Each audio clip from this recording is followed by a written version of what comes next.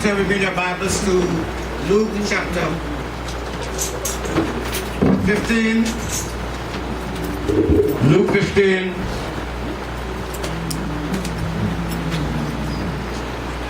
I'm going to try my best to get you out to lunch by 2. Okay.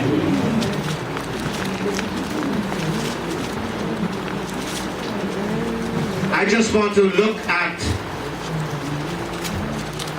verses 25 through 32. This is the parable of the prodigal son.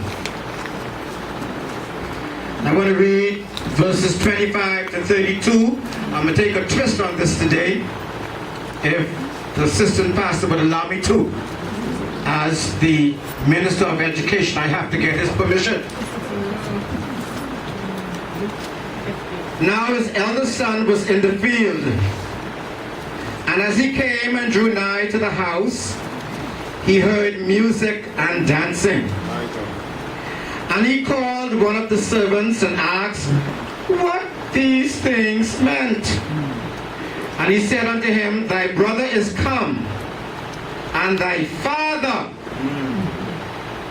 hath killed the fatted calf, because he hath received him safe and sound. And he was angry and would not go in. Therefore came his father out and entreated him.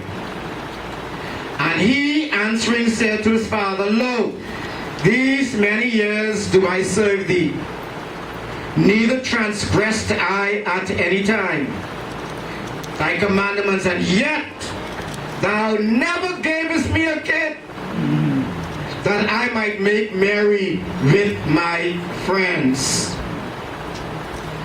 But as soon as your son came home, he said, my brother, as soon as this your son was come, which had devoured thy living with harlots, thou hast killed for him the fatted calf.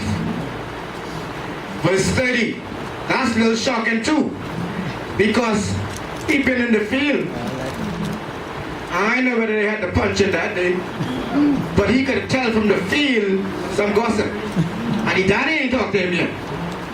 And he said to him, Son, thou art ever with me, and all that I have is thine. It was meet that we should make merry and be glad. For this thy brother was dead, and is alive again, and was lost, and now is found. We normally talk about the good father. We normally talk about the prodigal son. But I believe there's a prodigal brother. The way he's behaving. And you would notice that as the Lord reaches the end of this parable, and even this chapter, he is still talking about lost things. Remember the lost coin, and earlier it would have been the lost sheep, and now it's the lost son. God, through Jesus Christ, is showing us something. The elder brother in this text pictures a person who is involved in the things of God, but who has no real relationship with God. He is in the Father's house, but he's lost. He is in the far country in his own heart. Verse 11 reminds us that this father had 2 sons. Both were lost. The younger was lost in the far country. The elder brother was lost in his father's house. There are 2 ways you can be lost. One way is to break the rules and do as you please. This is how the younger brother lived, and he was lost. The other way is to keep all the rules and be good. This is how the elder brother lived, and he was lost too. We don't get this because we kind of equate being good with being saved. But if you are only being good to earn favor with God, you are lost. If you keep the rules so that God will have to hear your prayers and bless you, you have missed the point. The gospel is not be good and then you will be saved, but the gospel is be saved and you will be good. And so the message is designed to speak to all of us in here today. It speaks to people who do not like it when the prodigal sons come home. It speaks to people who refuse to rejoice over what God is doing because it isn't being done their way.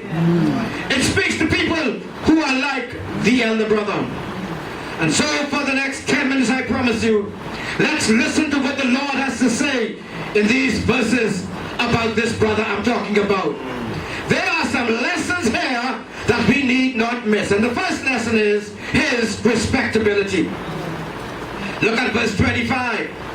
Now his elder brother, his elder son, was in the field. His elder brother was a leader because he's the elder brother. As such, he is entitled to 2/3 of his father's possession.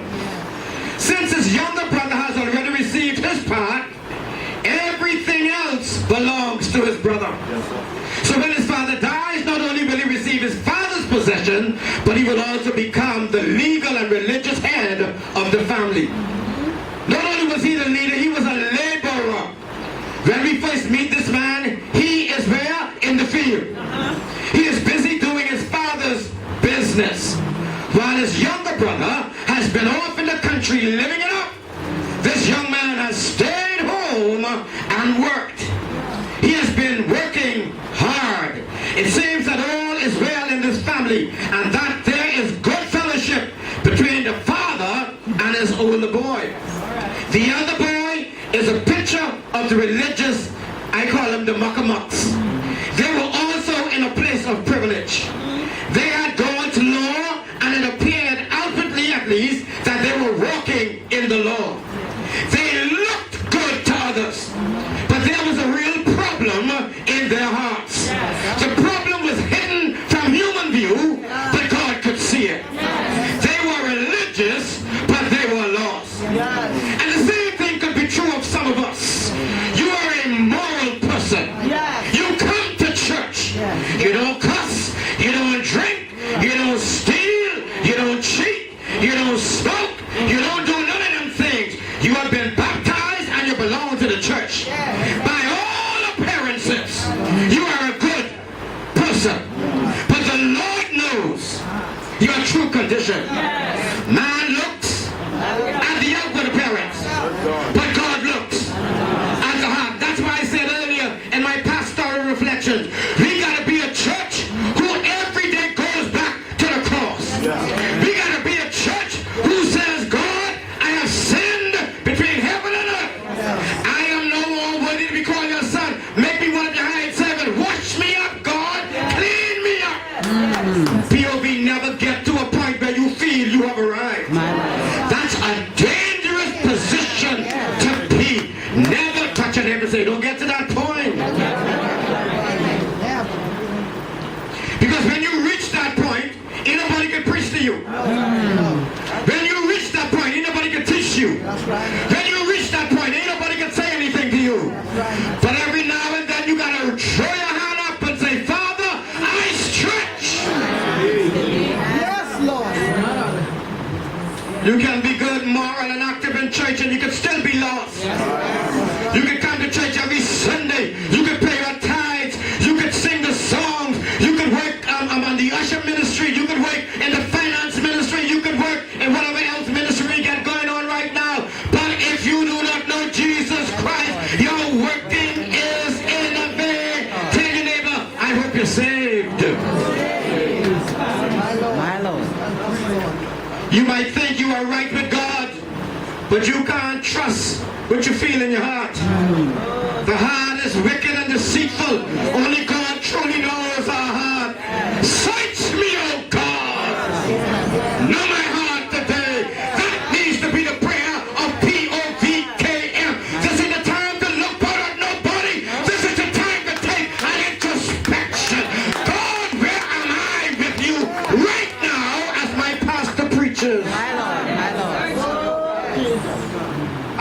trying to make anyone doubt your salvation. I am simply saying that religion does not equal salvation. Church membership does not equal conversion. Being close to the things of God does not equal being saved by the grace of God.